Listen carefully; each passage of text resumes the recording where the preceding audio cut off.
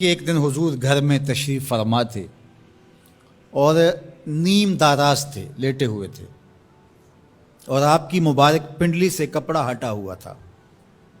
مرد کا پردہ گھٹنوں سے لے کر کے ناف تک ہے۔ فاستاذن ابو بکر فاذن لہ، تو حضرت ابو بکر رضی اللہ تعالیٰ عنہ آئے، حضور نے کہا آ جائیے۔ وہو تلک الحال، اور آقا کریم اسی حالت میں بیٹھے ہوئے تھے۔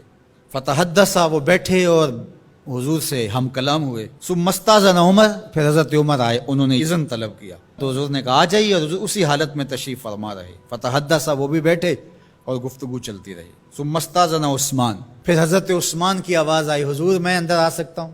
فجلس رسول اللہ صلی اللہ علیہ وسلم، حضور سیدھے ہو کے بیٹھ گئے۔ وسوى ثيابه، اور جلدی جلدی اپنی پنڈلی کے اوپر کپڑا ڈال دیا۔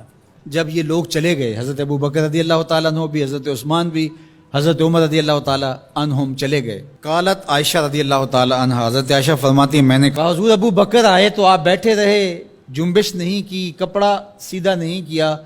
حضرت عمر آئے تو آپ اسی حالت میں رہے اور باتیں چلتی رہی، لیکن جب عثمان آئے تو پھر آپ ایک دم اپنا کپڑا سیدھا کرنے لگے اور اٹھ کے بیٹھ گئے۔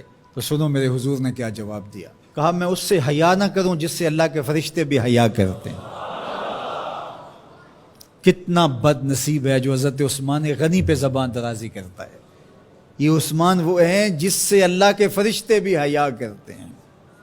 اللہ اکبر، یہ عظمت حضرت عثمان غنی رضی اللہ تعالیٰ عنہ۔ فرماتے ہیں حضرت مرہ بن قاب رضی اللہ تعالیٰ عنہ، حضور نے فتنوں کا ذکر کیا، فرماتے ہیں فمر رجل مقنع فی ثوب، ایک شخص گزرا اور اس نے اپنے سر کے اوپر چادر اوڑی ہوئی تھی، وہ چادر سے اپنے چہرے کو ڈھانپا ہوا تھا۔ فرمایا جب فتنے ہوں گے اور بہت فتنے اتریں گے تو یہ شخص جو گزر رہا ہے، یہ چادر اوڑے جا رہا ہے، یہ اس دن حق پہ ہوگا، یہ ہدایت پہ ہوگا۔ مرہ بن قاب کہتے میں دوڑا کہ میں دیکھوں یہ خوش نصیب کون ہے، تو جب نیڑے ہو کے دیکھا تو حضرت عثمان غنی رضی اللہ تعالیٰ، کیا تو میں نے حضرت عثمان غنی کے سر کو پکڑ کے حضور کی جانب ان کا رخ پھیرا۔ فقلت ھذا، میں نے کہا حضور یہ؟ کالا نام، کہا ہاں یہی۔ حضور نے حضرت عثمان غنی رضی اللہ تعالیٰ عنہ کی طرف اشارہ کر کے کہا جب فتنے بہت زیادہ ہو جائیں گے تو یہ شخص اس فتنوں کے زمانے میں مظلوماً شہید کیا جائے گا۔ تو حضرت عثمان غنی رضی اللہ تعالیٰ عنہ پر 40 دن تک پانی بن رہا، اپنے گھر میں معصور ہو کے رہ گئے، سخت اذیتیں کاٹیں۔ شہادت سے قبل آپ کی مبارک داڑھی کھینچی گئی، آپ کو اذیت پہنچائی گئی، اور آپ کی اہلیہ کے سامنے حضرت عثمان غنی رضی اللہ تعالی عنہ کو شہید کیا گیا۔ تو حضرت عثمان غنی رضی اللہ تعالی عنہ حضور علیہ السلام کے پیارے صحابی ہیں۔ حضور کی 2 صاحبزادیاں یکے بعد دیگرے حضرت عثمان غنی رضی اللہ تعالی عنہ کے نکاح میں آئیں۔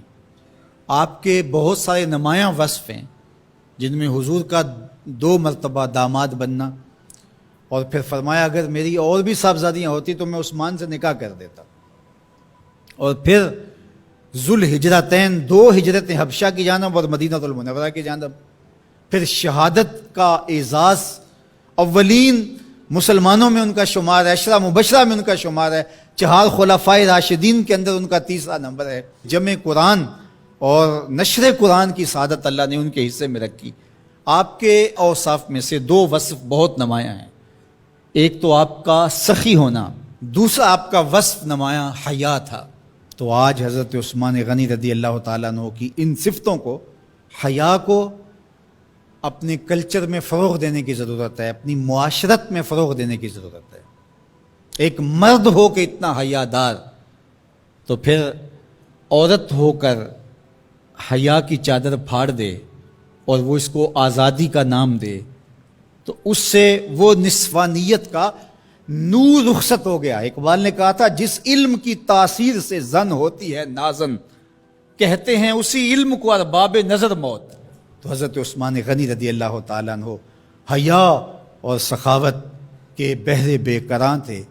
بزرگوں کی سیرت اس لیے بیان کی جاتی ہے کہ ان کے نقوش پا کو اختیار کرنے کا جذبہ پیدا ہو۔ ان کا ذکر کرنا اس امت پر قرض ہے، اور ان کی محبت اور ان کا پیار اس امت کے رگ و ریشہ کے اندر محو نفوذ ہونا چاہیے۔